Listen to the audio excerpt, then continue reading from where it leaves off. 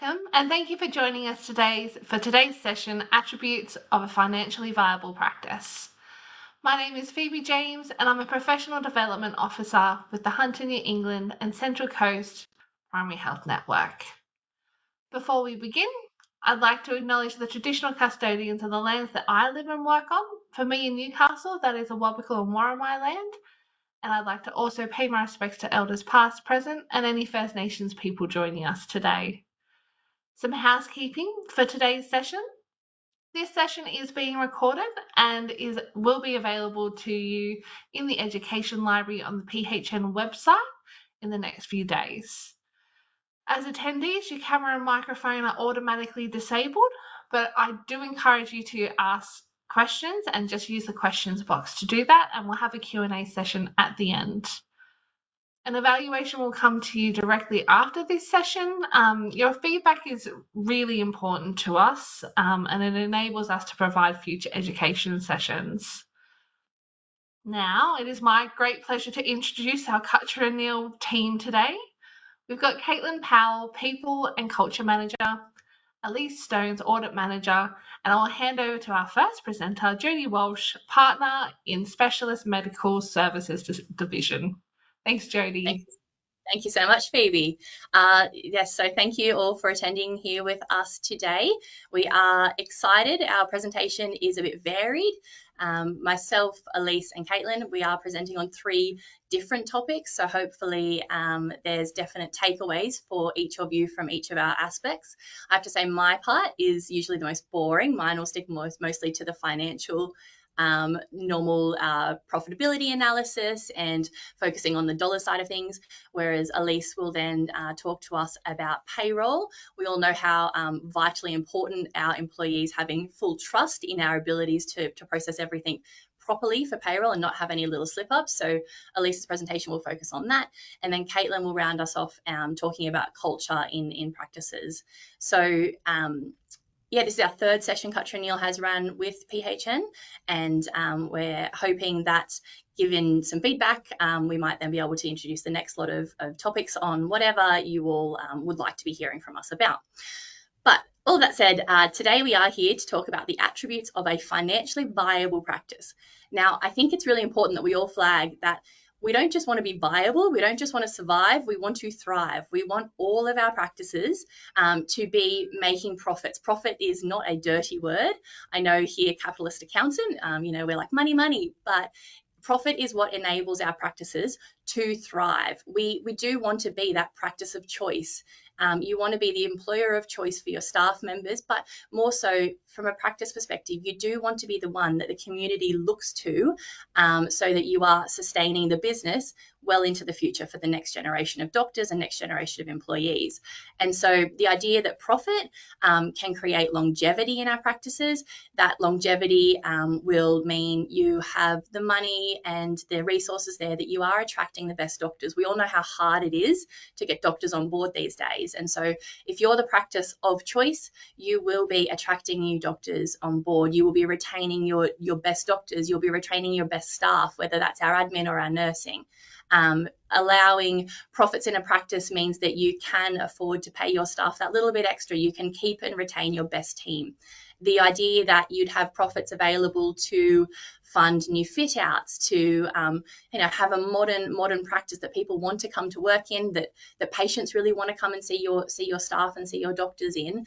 Profit is what enables all of us to, I guess, create that longevity and that succession planning in our practices that we are after. So, like I mentioned, you have 3 of us here presenting today that we will pass through, and we'll do some questions at the end. Cutcher & Neal, hopefully it's now that we're into our 3rd session, it's a name that's familiar to a few of you.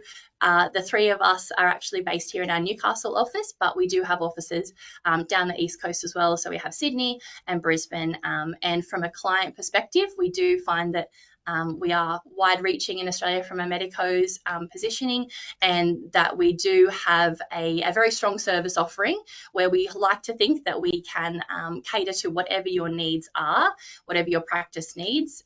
We're able to tick those boxes. So diving into our KPIs and financial analysis. Now, KPIs is just a word that accountants often use, and it just stands for key performance indicators, but it's all about doing these steps here. So we want to analyze and assess how our financial performance is going. We need to identify what areas we want to improve on. We can't be so far reaching that you spend all of your days doing nothing but financial management. We all know how many jobs there is to do in the practices. So it's identifying what areas we want to improve on. And then it's about the key performance indicators that we choose to measure on, and then benchmarking our practice's performance as well. So it's all well and good to do all these measurements, but then what do you do with the data afterwards? On the page here, we do have some examples of attributes that you would find in financially successful practices. And so, yes, there's things in there like good tax structuring. A lot of that you can't control in your day-to-day roles as either the practice managers or the owners. Your structure is set, and so what we're here to talk about today is more of the operational aspects that you can measure and analyze. So when you're talking about utilization of capacity, we are talking about what we can actually change and influence. We don't want to spend all of your energies on things that you can't have an impact on. So it's picking the things that you can change. We'd love to do less administration and have far more output coming out of things, of course. And then we talk about financial management. So there's just a few examples of things we're going to touch on. Now, I know that our last session, Megan Goodwin was the partner presenting, and she spoke about what we call in Cut-Triennial our 4 areas of growth. These are the things that you can do to elevate your financial performance, and that is focusing on profitability. So you'll note that there's 3 items here that we've addressed to say it's income focusing. So the first 3 being the increase the number of patients you see, the number of times your patients return, and then how much they spend with you. All 3 of those aspects are a income focusing side of things, whereas we only have one of our key focus areas that looks towards expenses. The reason for that is if you think about currently we're sitting in quite a high inflationary environment, it is actually quite difficult for practices to go, look, I'm going to cut costs and reduce spend. It just may not be viable for how things are at the moment. So income is often our bigger focus because you've got more ways that you are able to influence that. So as some examples, if we were talking about the increase of numbers of patients, so that's how many patients you can see. I guess some of the things that influence that would be needing the increase of doctor numbers that are there, having available registrars potentially in your practice, looking at different styles of service offering that you have. You know, can you leverage differently off your nurses so that you're able to get your patient throughput numbers up? Can you look at things like an online booking system that then means you've got, I guess, a quicker flow of your patients? And then we're saying down at the bottom a measurement of, we're saying doctor efficiency, but it's not necessarily the doctor being inefficient. It just may be that some of your doctors have longer average consult times than others. If we're talking about how do we influence the number of times patients come back, it is analysing what your rebooking procedure is looking at the recalls that you have in place, improve patient flow and experience. I feel like when you go to any business, the idea of how you logistically move through their space and their services is always important. Looking through to see if you can identify any care groups to focus upon, scheduling, and also just making use of technology where it is available. There's so many programs that are catering to a medico focus for scheduling and timeliness and information data. Use technology where you can, try to eliminate the manual impact to ease up on your to-do list and allow you to leverage yourself as well.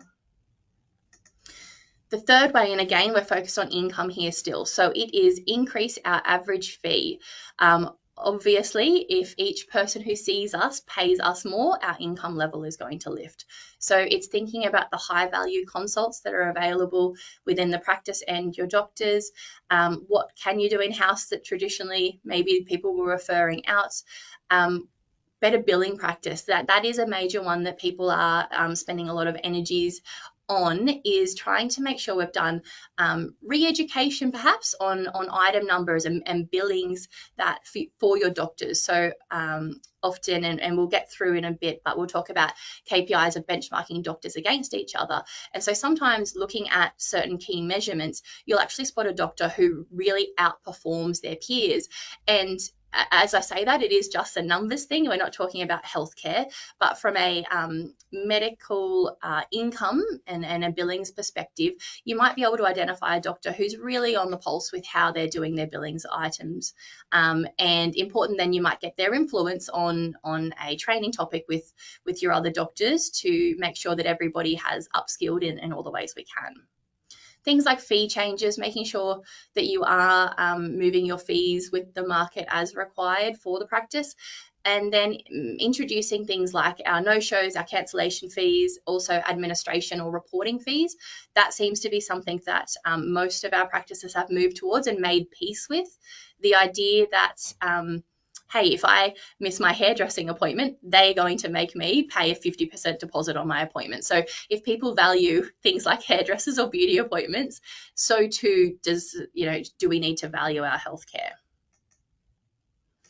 And then the fourth one, this is where we are talking about our costs and expenses side. So our focus, you can't just go through and scrap costs. We know that that's not really possible at the moment, but instead it's how can we increase our effectiveness? So get more out of your spend in different ways. And with that, we're saying the leveraging of the nursing, any sort of automations that you can introduce, checking into your systems and softwares. I'm sure everybody has a pile of subscriptions and memberships that you pay for each year, making sure that you're getting the most out of those for you and utilizing those resources where you can. So all of that said, we now kind of move towards what we consider our KPI. So I've thought about how financially we might be able to influence some income and some expenditure. And now we're at the point of going, all right, how do I analyze that? So key performance indicators really are just financial and non-financial numbers that give you some sort of information about a process or activity. The idea for us is that you're picking something that is a key performance for you achieving your practice goals. And so if we're saying our practice goals, it just baseline is to be profitable. It's picking things that enhance that performance. Your BMI, that's a really good example of what a key performance indicator is. It is a measurement that gives me information about something. With our KPIs, it's important to, I guess, from the start, look at what metric do you want to measure, what is important to you. And so we understand that practices are all very different, and everybody, we could have 10 of us sitting in a room and each of us would choose to focus on something different, but that's the right thing to do. Each of us should pick something that's relevant for our practice and for our situations with our doctors and our staffing. Have to say trap is definitely don't pick too many things. We don't want to add burdens. We don't want to add extra workload to your jobs. It is all about setting yourself up in a way that is sustainable from a financial measurement point of view. So don't overwhelm yourself by choosing too many. Just pick a few that are important.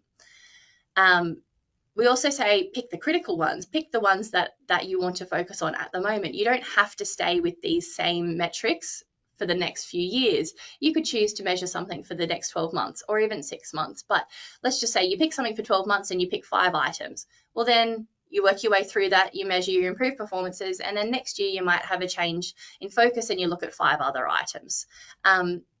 Make it easy for yourself as well.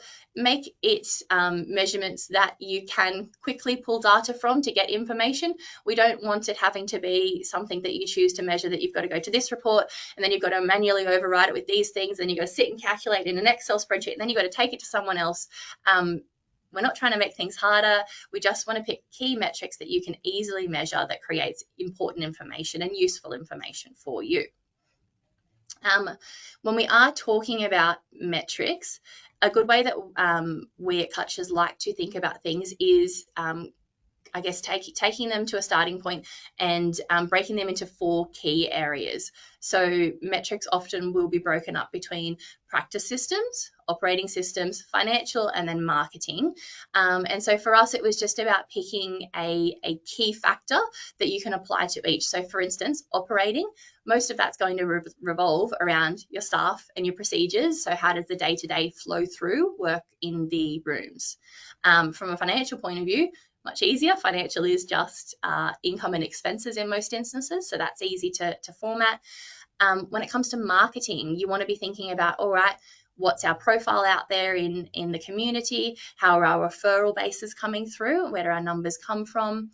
And then practice systems, that's more focusing on the medical side, so the patient side of things and your doctors.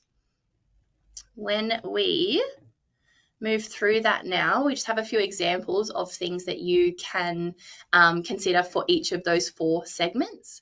So when we are talking through about our patients and consults, some examples here of what to measure is you could just take a number measurement of how many cancellations you do receive. You could, again, just take a measurement of a set number of what are your bookings for that month. Or you could take it the next step further, which is considering, all right, what's our average fee per consult? So as you move through this idea of creating yourself key performance indicators, you can get more complex as your comfortability increases. If we were to think about our marketing next, a nice thing that most practices do is track referrals. You want to know how many are coming in per month. You may also then look to what sources, so where they are actually flowing through from, and that can help guide you as to who you then increase your marketing correspondence with. The idea that all of us spend a lot of money on tech and websites, I'm sure, but actually getting some analytics out of how many people are visiting your website and then how many of those visitors turn into new patients in the practice. One of the big things we talk about is, again, capitalist accountant, do you break even? Is any of the spend that you are doing from a marketing perspective, are you making sure you're at least making your money back from that? Accountants would like to see you move to the other side and make it more profitable, but at least, are you spending money in the right ways and are you getting the outcome that you're after? We talk a lot about social media engagement. The traditional marketing of 10, 15 years ago, it's such a changing landscape that you do need to have somebody in the practice who feels comfortable with social media and how you interact in that space. And then simple things like Google reviews. Do you have somebody checking up on them? Do you have a way to interact there? Staff and procedures. Our staff are our most valuable asset in our practices. Great staff, great culture, great procedures, great output. That's what attracts doctors to your practice. It's what attracts patients a lot of times. And then it's what keeps people there as well, is building that environment. So it is important that you understand what your staffing ratio is between your admin and nurses and doctors. It's critical that you think about things like staff turnover. If all of a sudden you start seeing the average service period for staff decreasing, it should lead you to ask questions about, all right, what's happening with our culture and the environment that we're working in. Patient experience. A lot of practices are now involving technology that at the end of a consult, whether it's an email or it might just be an iPad in the rooms, but you do get to, I guess, give some feedback about the environment and how you felt the interactions worked. Number of complaints is a difficult one because obviously the societal pressures that everybody is under at the moment may have people being a bit more testy in your rooms than what would normally be the case. But that being said, you still don't want to find yourself accidentally ignoring a genuine complaint where something's been raised that actually could turn into a opportunity to change your service offering or pivot how some sort of interaction has happened. And then the financial side of things is always it often feels the most simple because it's the items that you know are being measured. All of you have accounting data files that I know would be turning into BASs, that would turn into reports, that turn into financial statements at the end of the year. So there's accessible data there that allows you to run information on anything that is to do with our income and expenses to measure our profitability. So that's the metrics, which is all of our key components. And now it's what do we do with that? Well, it's important that we've identified and chosen which ones we'd like to work with, and then our job is to report on them and then to benchmark them.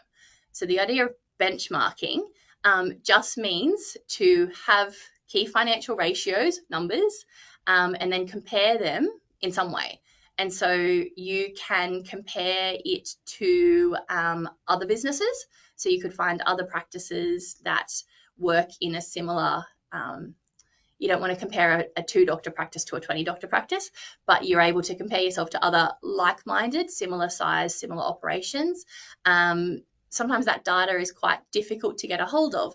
And so instead you could just start with comparing your current period to a prior period. So run your data and see how you perform this month compared to the previous month, or this financial year compared to the previous financial year. Another thing you want to compare is doctor against doctor. So within your practice, how each of your doctors are performing. It creates friendly competition in some ways, and it's not information that you need to make known to all of your doctors. So often it's information that the management team and the owner doctors may hold. It's not something that we're saying post up at the front door and hold everybody accountable and tell everybody their deepest, darkest secrets on each other. It's about trying to set benchmarks, to set the goal, and then work together to make sure that all doctors are able to work in their best possible way.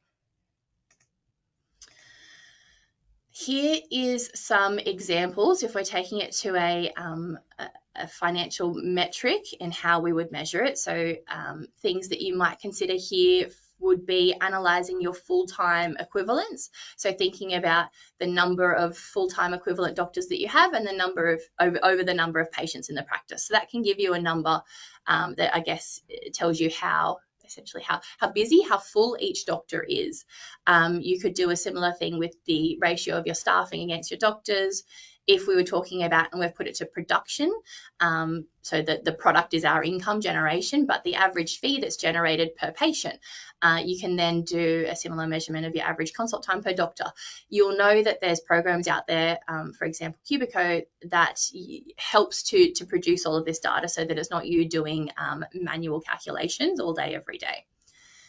We do like to think about how much income you generate per doctor, and we also like to consider what your expenditure spend is as a proportion of that gross income, which I'll show you a report on in a little bit. And then capacity is the number of hours that you've got available versus how many you're actually using. So important when you are a practice who is searching for those important doctors to fill your space is understanding financially what that gap is and the difference that it will make by having somebody in that room. This is how Cutronil, we always look at financial statements, and we are considering things not just from a dollar perspective, but it is important to work through what percentage of the spend it is so that you stay within the benchmark realms. For example, employment costs, most employment costs for a practice, you want to see sitting below that 30% spend of gross billings coming through the practice. Premises and equipment, again, depending upon what type of new machinery, new equipment, new fit outs you might have had done, but usually you'd like to keep premises and equipment at an 8 to 10% range of your gross income. And then when you're thinking about patient expenses, that's something that kind of sits somewhere between the 10 to 12, some creep up to a 15% if you do more, I guess, surgical-based procedures within the rooms. So it's important that when you're thinking about dollars, it's not just comparing what did we spend on patient expenses and medical supplies last year. It's actually thinking about it in reference to that gross income level. And then this is just an analysis that we do just to make sure you're thinking about the impact of that empty space and whilst we're trying to fill it. So people always say, oh, what if I just get an allied health in and we can run some sessional rates and we collect rent from them, that'll be great. And, income is great. Any extra income is fantastic. However, for us, we always go, what value would you get out if instead of renting the space out on a sessional basis, if instead you had somebody in there, say, paying patient fees and paying you a service fee, and you'll note the difference that can come out of that, and trying to just understand and be able to articulate that through to the management team as to what you can make out of the room, what it's worth to you. I know that was a lot, and we're trying to squeeze 3 very important topics and good juicy topics into a shorter time frame. So I understand if that felt very whirlwind. I hope we have built on our sessions previously, and then if there are any questions, or if any of you would like to talk more about this in depth, then I'm more than happy to hear from anyone, and our details will all come up at the end. These are our key tips. We've talked through them. It's about making sure you understand how you're structured. It's about not just setting and forgetting the financial data. Don't just let things run away. It is important that we budget. It is important that we watch our profitability. It's important that we measure the things that matter to our particular practice. Checking how you're going compared to prior periods, other practices, doctor to doctor, those sorts of things. And then just pick a few strategies and run with them. We're really big here at Cutshare O'Neill on not set and forget, and also that it's okay to fail. So if you're measuring something and you go, gosh, this isn't working, these numbers aren't heading in the direction I want, that's okay. You've measured that, you've captured it. Now let's pivot really quickly. So make your changes in a really timely manner, so that you would do redirect, and it's not leaving things 3 months or 6 months until the end of the financial year when you look back at the profits and go, oh gosh, this wasn't how we wanted it to be. So timeliness of decisions and data is really important. All of that said, I'm now going to pass over to Elise, who will do our focus on our payroll health check. Hi everyone, nice to be with you today. Thanks Jodie, that was great information. Hopefully everybody got something out of that. Just while I get my notes.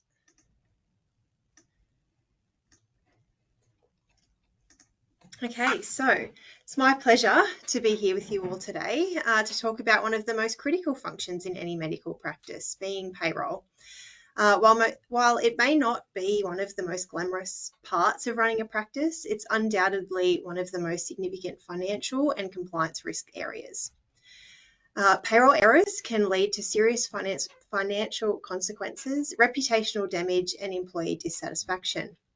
Today, I want to share with you some insights from my 17 plus years of auditing businesses, including medical practices, and highlight some of the key payroll risks, common mistakes, and best practices to strengthen payroll controls and ensure compliance.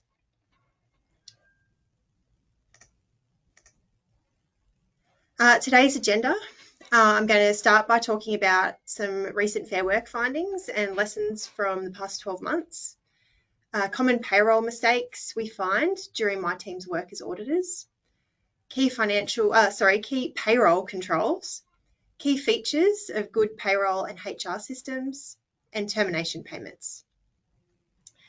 Now that I've outlined today's agenda, I want to take a step back and consider the bigger picture.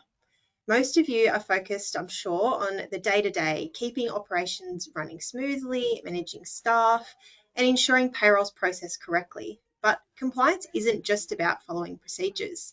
It's about staying ahead of risks that can impact on your practice. Fair Work has been ramping up enforcement, and businesses that don't keep up are facing serious consequences. So before we dive into payroll-specific challenges, let's have a look at what's happening in the compliance space and what we can all learn from some businesses that got it wrong. Over the past year, Fair Work has ramped up its audits and the numbers are staggering. $473 million in unpaid wages, 160,000 underpaid employees, and record-breaking penalties of $21.2 million just in the last 12 months. Interestingly, over 17,000 anonymous reports were made by workers, triggering further investigations.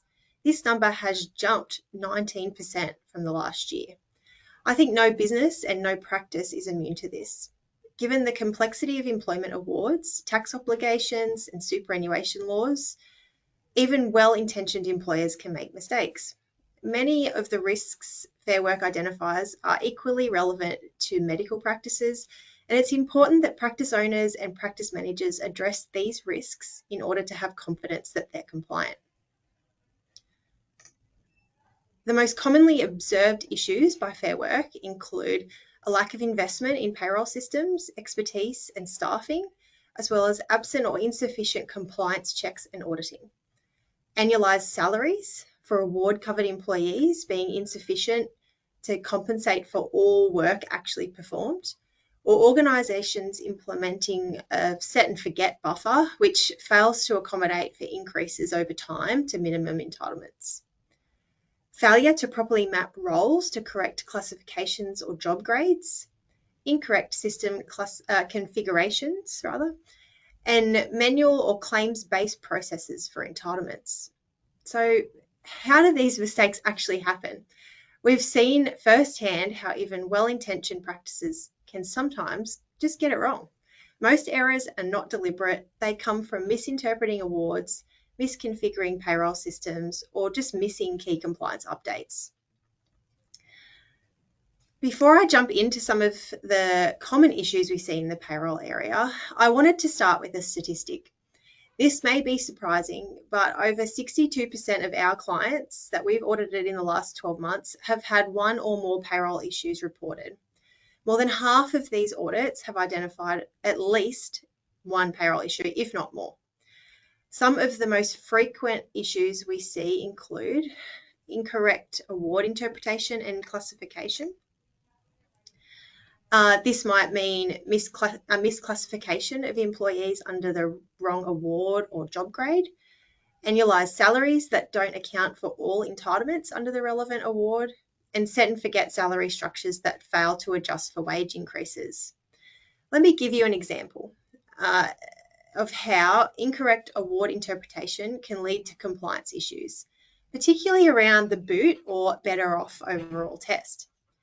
Many practices choose to engage employees under individual employment contracts that pay above the minimum award rate. The intention is often to simplify payroll by avoiding the need to separately calculate overtime, allowances, or penalties, essentially bundling all of those entitlements into a higher flat rate. This approach can work, but only if the contract is regularly reviewed to ensure the employee remains genuinely better off than they would be under the award. Take the Nurses Award, for example. We've audited practices where nurses were employed on above award contracts that hadn't been reviewed in a number of years. Over that time, the award rates had increased and new award entitlements had been introduced, yet the contract rate remained unchanged. When we conducted a boot analysis, we found that some employees were actually worse off by up to $3 per hour compared to what they would have earned under the award. In some cases, this meant employees were missing out on significant amounts in overtime, allowances, or additional leave entitlements, despite the employer's best intention to pay them fairly. This highlights why it's critical not to only understand the applicable award, but to also routinely assess above award arrangements to ensure they still comply. The award sets the minimum. Anything less, even unintentionally, is considered underpayment. Another area we see errors is with superannuation and leave entitlements. Incorrectly calculating super on allowances, reimbursements, and bonuses is something we commonly see. We also see failure to account for additional annual leave for shift workers, which I'll go into in a minute, and leave loading not included in superannuation calculations as required.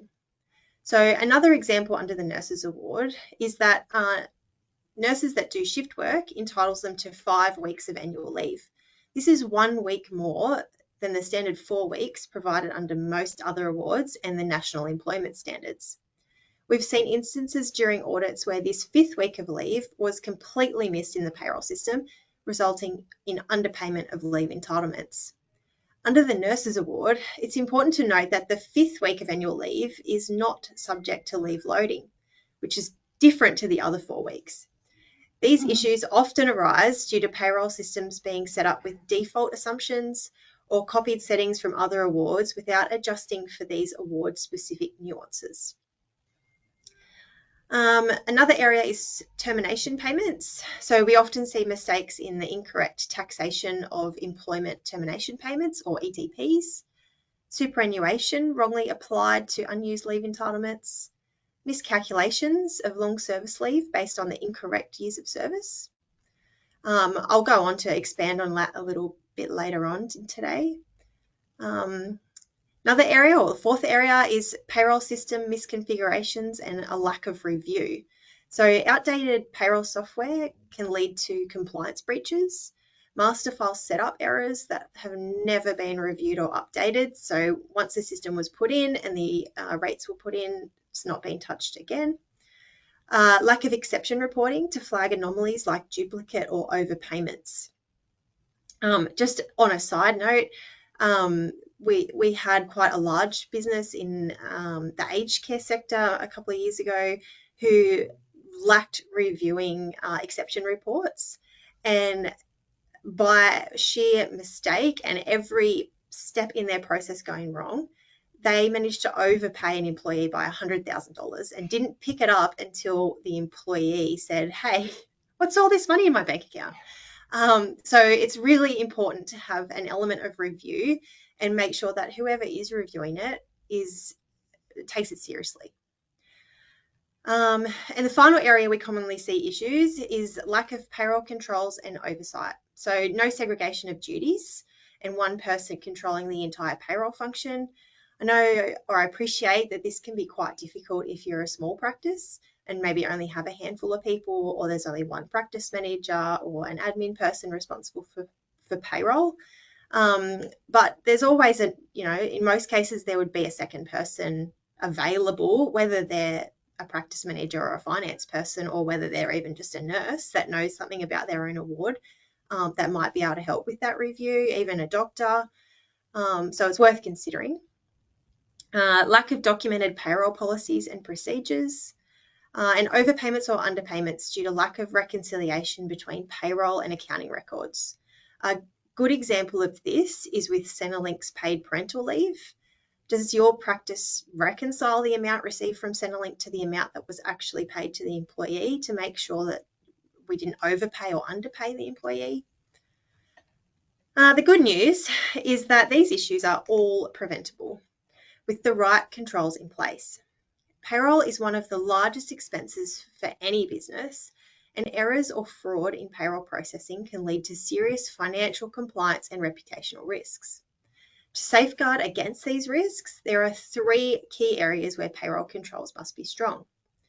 Firstly, ensuring payroll accuracy. Businesses need controls that flag errors before payments are processed. Key controls include payroll master file review, so perform an annual review of the payroll settings to ensure compliance with Fair Work awards, tax rates, and enterprise agreements.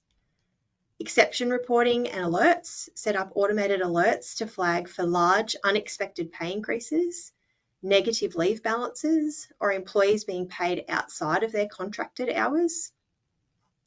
Reconciliation of payroll data, so ensure payroll expenses match other financial records to identify any possible discrepancies. And prepayment reconciliation, so cross-check payroll totals against expected wages before finalising pay runs. Secondly, staying compliant.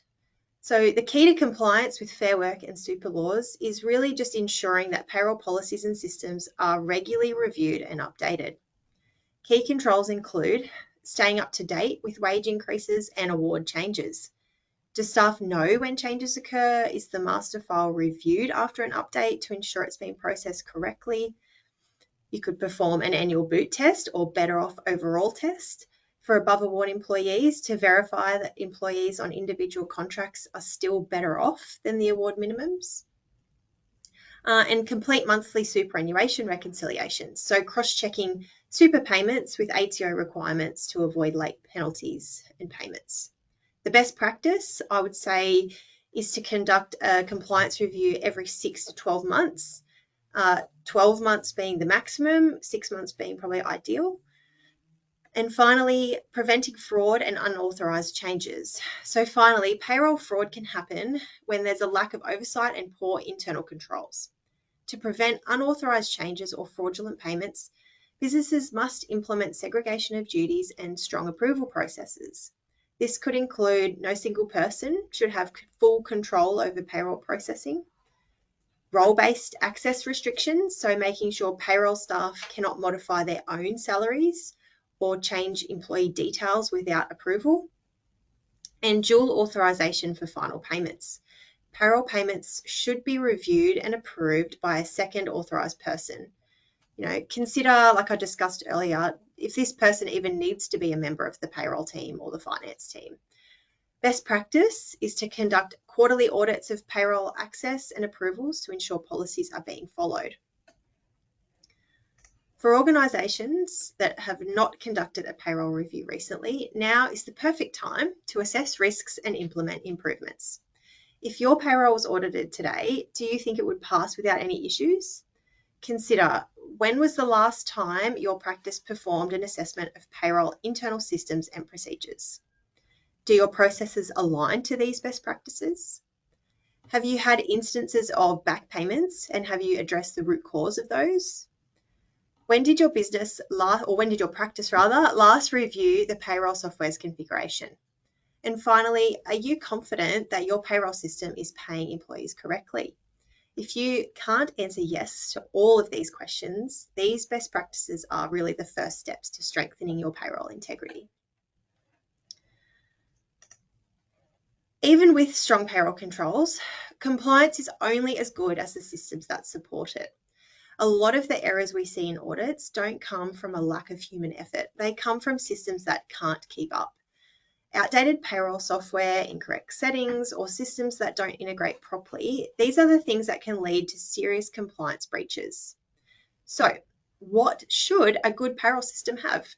Here are 5 features that every business should demand from their payroll system. First, a payroll system needs to automate compliance. A good system should automatically apply the correct pay rate, penalty rate, and overtime based on the relevant award. Alert payroll teams about fair work wage increases, superannuation changes, and tax updates before they take effect. If these things aren't automated, you're leaving a lot to chance or spending a lot of time manually checking, and that's a risk you don't want to take. Next, let's talk about security. Your payroll system should have role-based access controls, so only the right people can make changes to payroll data. Multi-factor authentication to prevent unauthorized logins, and audit logs, so every change in the system can be tracked. Your payroll software should also proactively flag errors before they become big problems. Your system should alert you if someone has been overpaid or paid twice. Flag negative leave balances so employees aren't taking leave they haven't accrued. The next big one is reconciliation. A strong payroll system should reconcile payroll costs with financial records so nothing slips through the cracks, and provide variance reports so you can easily spot unusual wage trends. Finally, payroll needs to work seamlessly with time and attendance data. One of the biggest causes of payroll errors is incorrect or manual timesheet entries. Your system should automate shift rostering, making sure staff are scheduled within award conditions, and require overtime approvals, so extra hours are authorised before they're paid. At the end of the day, an efficient payroll system isn't just about processing wages, it's about protecting your business by reducing risks and ensuring accuracy. So let me ask you, is your payroll system helping you stay compliant, or is it leaving you exposed to risk? If you're not sure, now's the time to review it. I wanted to finish today's presentation with one of the trickiest areas in payroll, termination payments. The biggest risks is getting the tax treatment wrong, incorrectly classifying the type of the termination, and not considering caps that can affect tax rates. Termination payments are not one size fits all, and here's what you need to consider to get it right. Step 1, identify what payments constitute an employment termination payment. Generally speaking, payments made on termination that are not lump sum leave payments are considered an employment termination payment, or ETP. ETPs are taxed concessionally and are subject to caps and the age of the employee. Redundancy payments are treated differently, again, so it's important to understand the elements that make up that employee's final pay. Step 2 is determining the type of termination. When processing an ETP, you must classify it as either a type R, which is redundancy or a disability as a reason for termination, or a type O, which is usual terminations or resignations or anything else. This can significantly affect the tax rate. Step 3, consider the employee's age. So the employee's age at the time of termination can determine how much tax they pay on an ETP. This is usually applicable as a person is aging and approaching retirement. And finally, applying the correct tax cap. So when calculating tax on termination payments, there's 2 key caps that apply. There's an ETP cap and a whole of income cap. I won't talk you through those now, but I just wanted to make sure you're aware of them.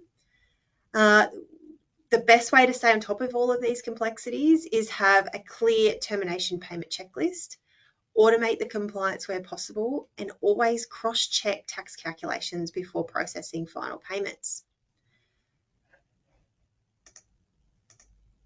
To close, payroll isn't a set and forget task. It's an ongoing responsibility.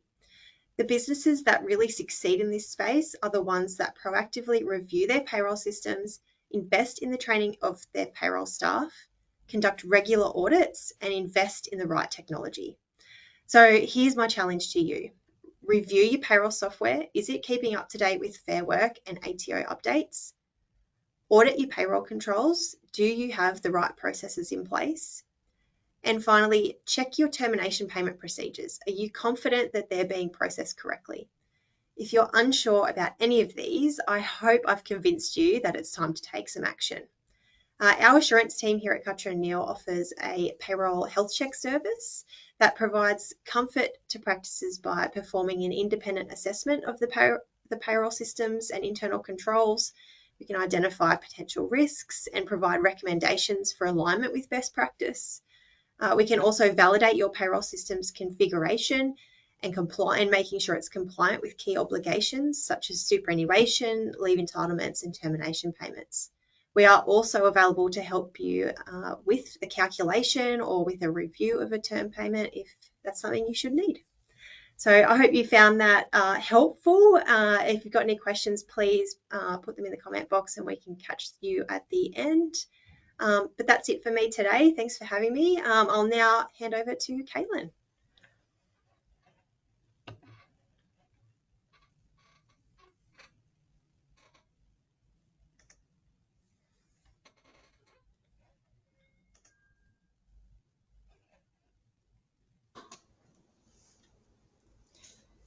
Thanks, Elise, and thank you for having me. So I'm Caitlin Powell. I'm the People and Culture Manager at Cutcher & Neal, and I help Cutcher & Neal with strategies to find, grow, and keep the right people as we scale. So before I get started, we will be talking about how our culture impacts your practice longevity. So this should help build upon the topics that Jody and Elise have already spoken about. So before we get started, I wanted to start with a story.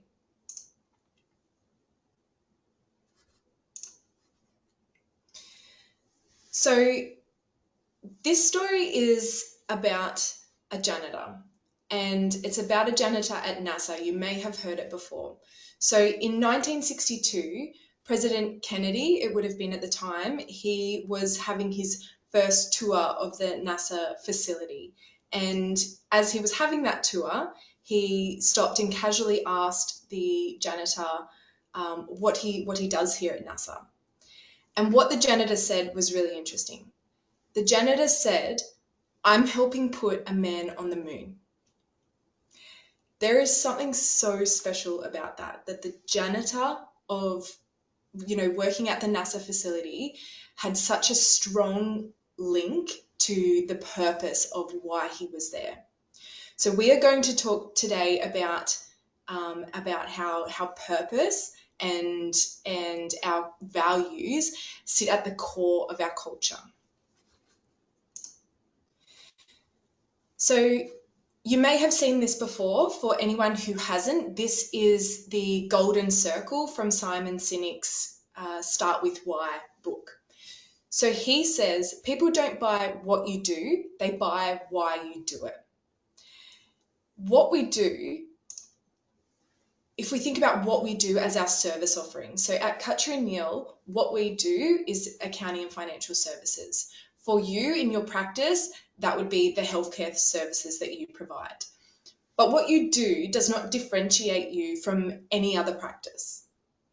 There are multiple practices that would provide similar services to you. The thing that differentiates your practice is your culture. And if we talk about the core of your culture being the why and how of what you do, that's where we need to look. So if we think about the why, this is the core purpose. At Cutcher & Neal, our core purpose is to provide comfort and clarity to our clients' financial future.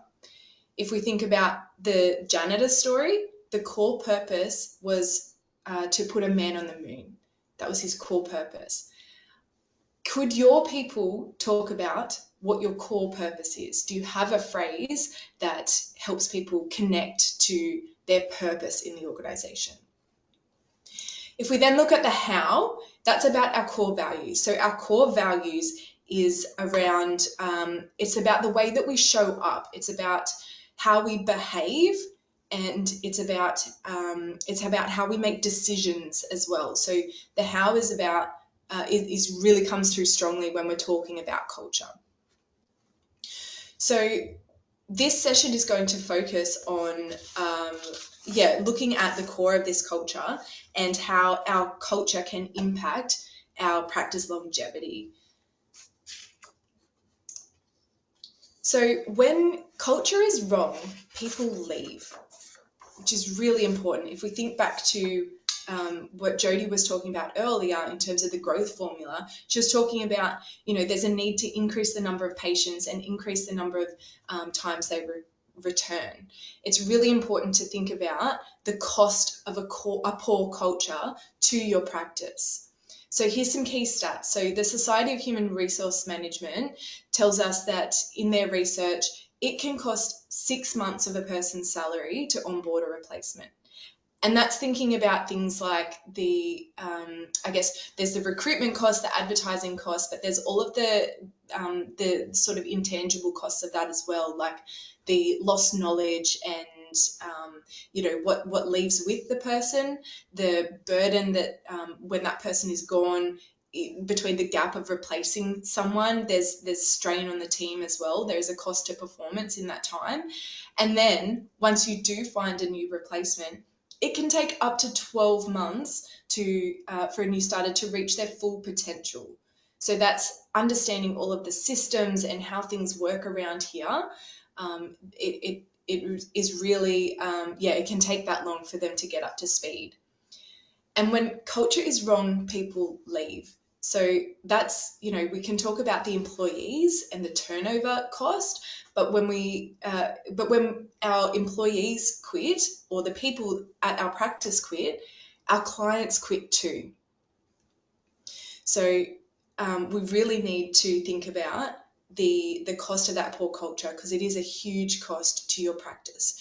We need to, as Jodie said, we need to increase the number of patients and increase the number of times they return. And if the culture is poor, they won't be coming back. So think about that in terms of your practice. So when culture is right, businesses thrive. So let's have a look at some of the research from Gallup. And down the bottom there, when the culture is right, we get an increase in that. We have a lower absenteeism and lower turnover, which is the positive side of that. We get lower unplanned leave. We get lower burnout from people. People are less likely to be actively looking for another job or another practice to be involved in. And people actually want to come to work. And coming back to that client retention, we get improved client retention. When we have happy staff, we have happy clients. And ultimately, what we want to see out of that is the higher productivity and profitability. So we don't get people quiet quitting or undermining or just doing the bare minimum effort. We actually get people who are motivated, focused, and dedicated. We get that better performance, increased efficiency, and more discretionary effort out of people, because people want to be there. People want to come to work. So let's have a look at what people are looking for. And I thought it would be interesting to share with you. This is some research from Seek. So they do their laws of attraction, which you can find on their website. They did a survey of over 14,000 candidates across Australia, and you can drill down by industry and filter by different things. And when we look at the healthcare and medical industry, these are the top drivers for attracting these types of people. So this, if we think about, this is what people want out of work. So in the healthcare and medical industry, people want work-life balance. So they want the ability to work part-time. They want additional leave. They want time in lieu. So if they're doing that overtime, they want that time back, and they want flexible working hours. In terms of salary and compensation, people want to be paid that overtime. So Elise was talking about all of the requirements under the legislation and the awards to pay that overtime. But people are looking for, if we can't get that time back, we want that. We want overtime to be paid. Interestingly, in that salary space, there's also a want for a commitment to gender pay equity. So making sure that there is equality in how we are remunerating people across the board within a practice is important too. So these next drivers are all about, so the working environment. People want a positive working environment. They want to be able to work within a team, and they want a modern and up-to-date working space.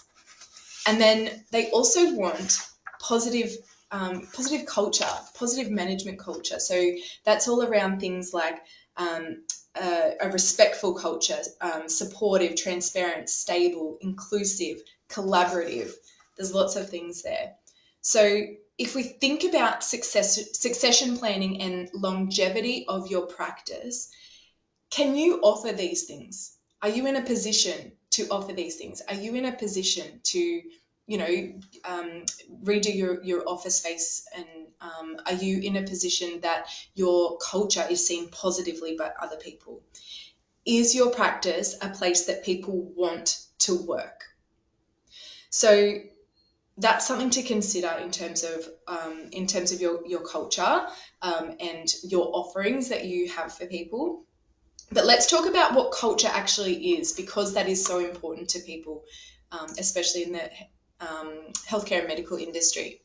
So culture happens. What do I mean by that? Culture happens. So Susan David says that culture is behaviours repeated at scale.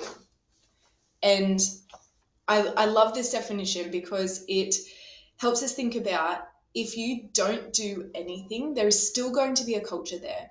It's what the common denominator between all of the behaviours that you see.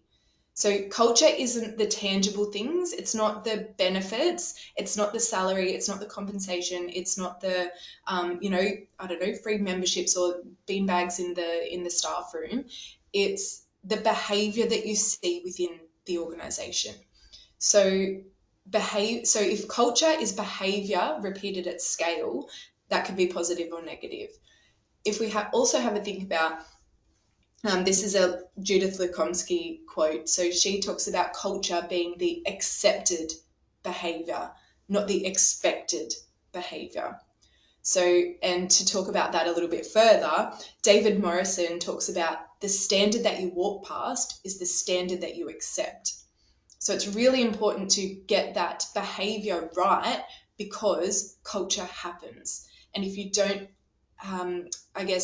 be deliberate about the behaviours that you want to see in your practice, it can have a really toxic effect. Patrick Lencioni talks about accidental values, which are they're values that they're not good, they're just true about your business. So we want to be really deliberate so it doesn't become a toxic culture.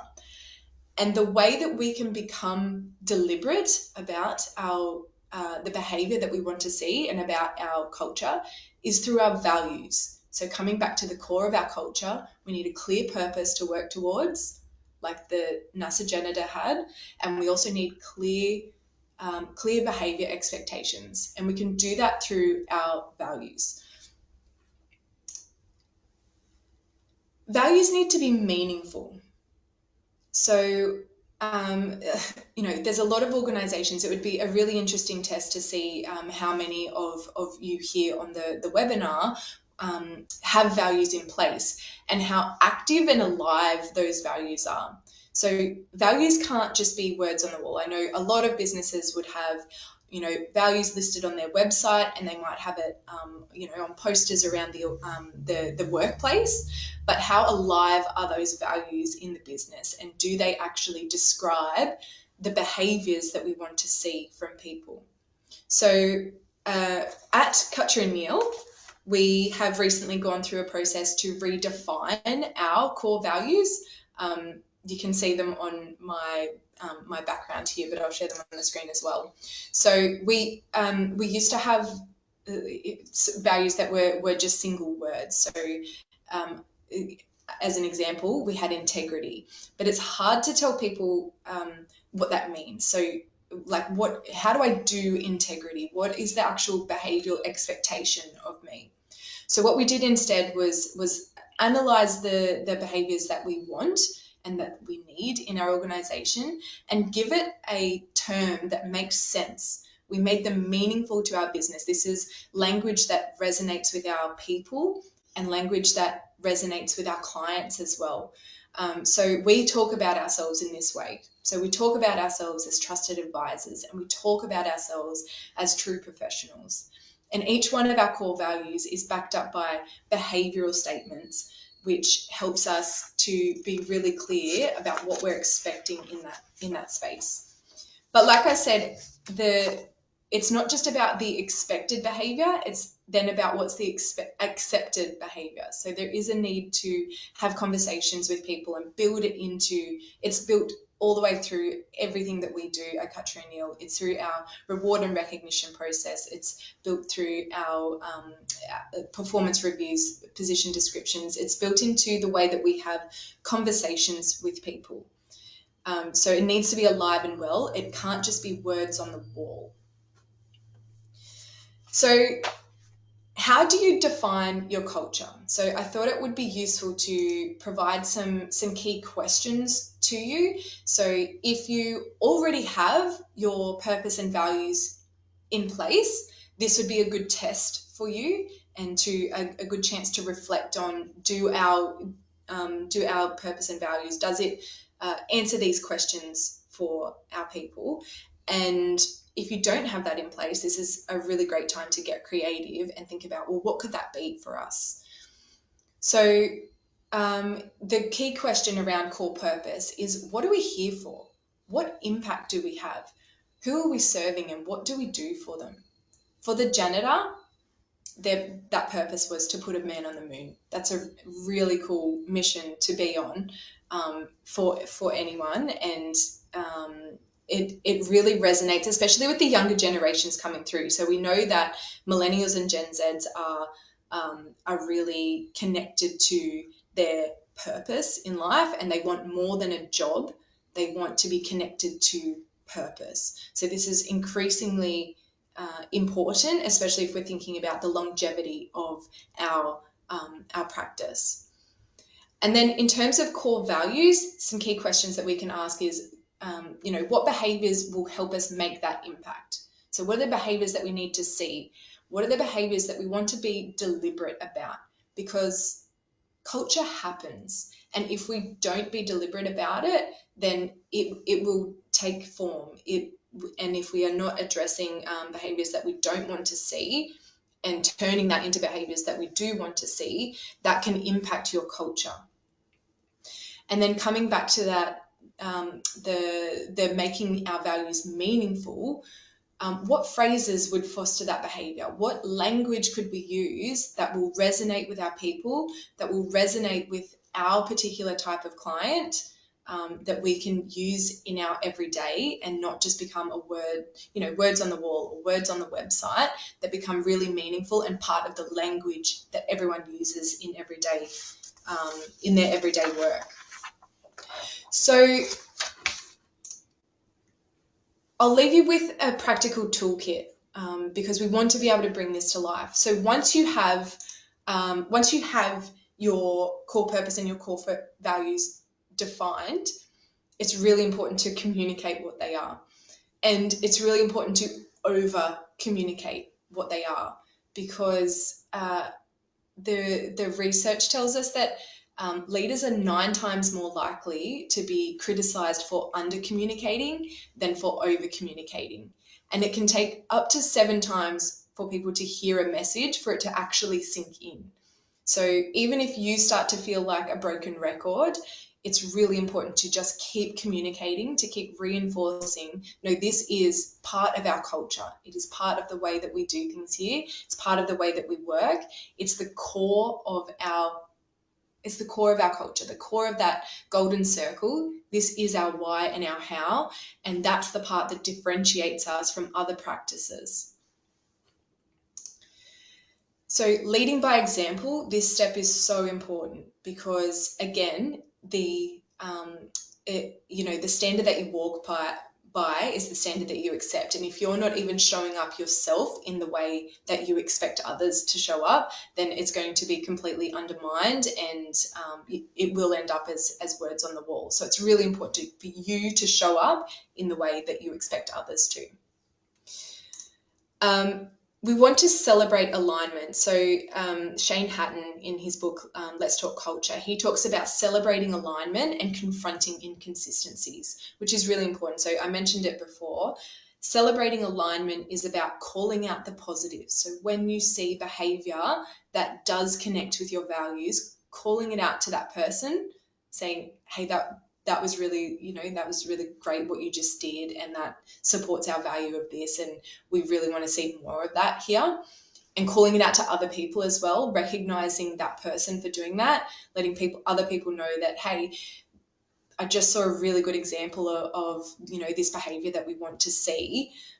Next time we see Josie doing this particular thing, watch how she does it, because that's really how we want people to show up. So celebrating alignment, I mentioned that we do, we have reward and recognition programs at Cutcher & Neal that really reinforce our core values.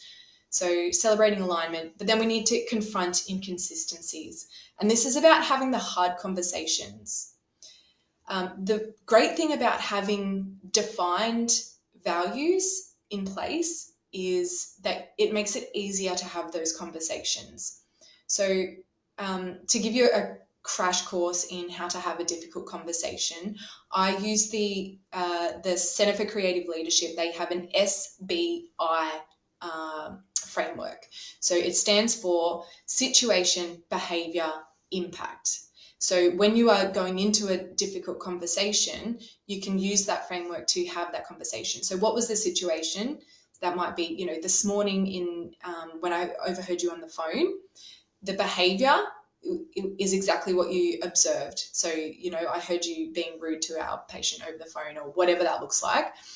The impact that has, so what that means for the patient, that they're not going to leave that conversation feeling positively. The impact that it has on our business is that we might lose them as a client or as a patient.